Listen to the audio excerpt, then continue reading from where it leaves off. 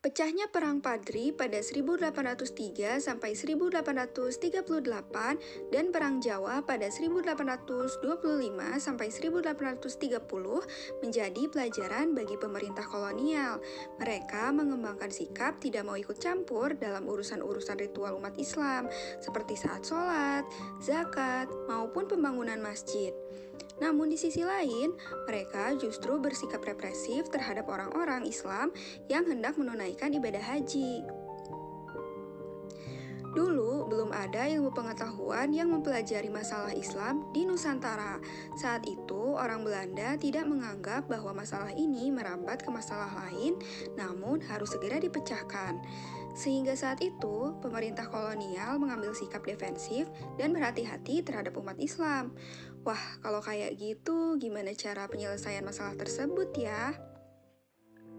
Hai Sosius, kali ini kita akan membahas mengenai perkembangan ilmu sosial di Indonesia. Oh iya, permasalahan Islam dan Belanda tadi juga mempengaruhi perkembangan ilmu sosial di Indonesia loh.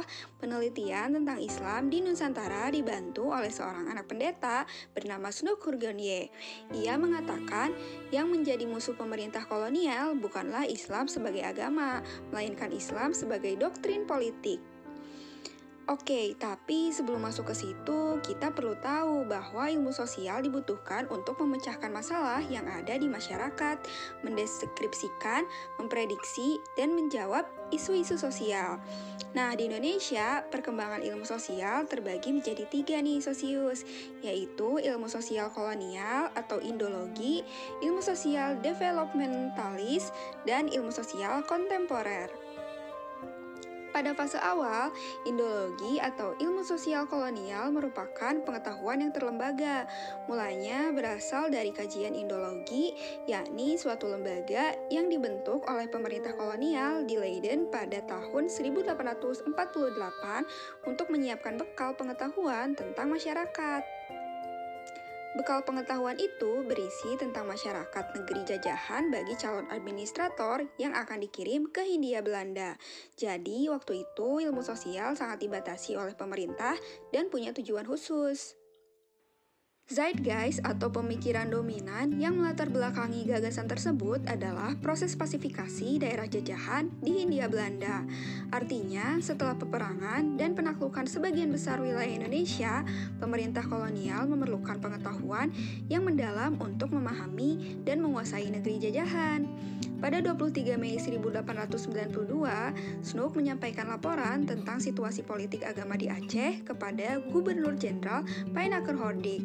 Dari situ, untuk pertama kalinya, terdapat data etnografi adat istiadat Aceh yang lengkap. Snoek menyarankan agar pemerintah kolonial tidak mengganggu kegiatan masyarakat Aceh dalam beribadah, tetapi memangkas aktivitas politiknya. Konsep tersebut masih dikenal dan diterapkan sampai sekarang, yakni Islam sebagai agama dan Islam sebagai politik. Hanya waktu itu, Snoek menggunakan konsep ini untuk meredam masyarakat Aceh.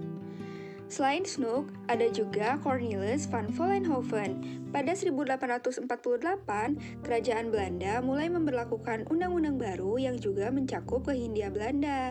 Akan tetapi, undang-undang itu tak bisa serta-merta diterapkan total di Hindia Belanda.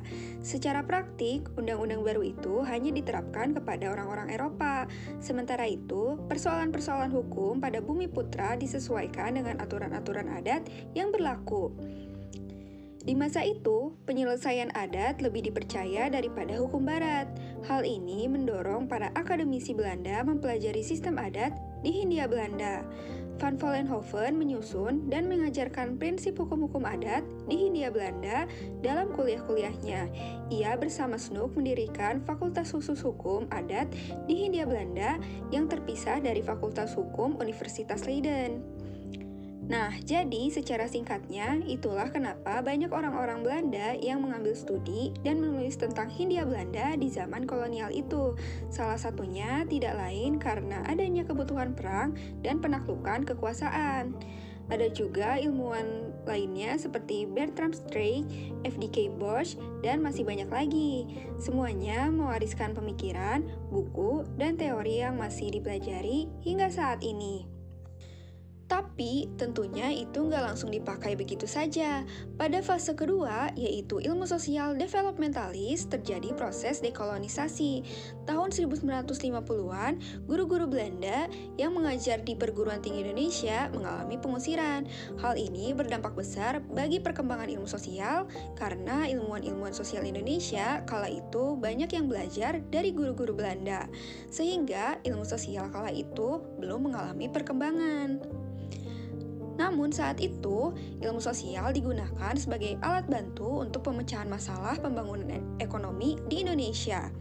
Bung Hatta menjelaskan bahwa pertumbuhan ilmu sosial tidak lepas dari penemuan dan sekaligus masalah sosial yang dihasilkan ilmu-ilmu alam. Bung Hatta juga menjelaskan bahwa ilmu sosial memiliki tugas istimewa untuk pembangunan negara dan masyarakat. Lalu, bagaimana para peran ilmuwan sosial kala itu ya, Sosius? Tonton video selanjutnya untuk pembahasannya ya. Aku Lisa dari Sosiologi Perspektif. Terima kasih. Jangan lupa like, comment, subscribe.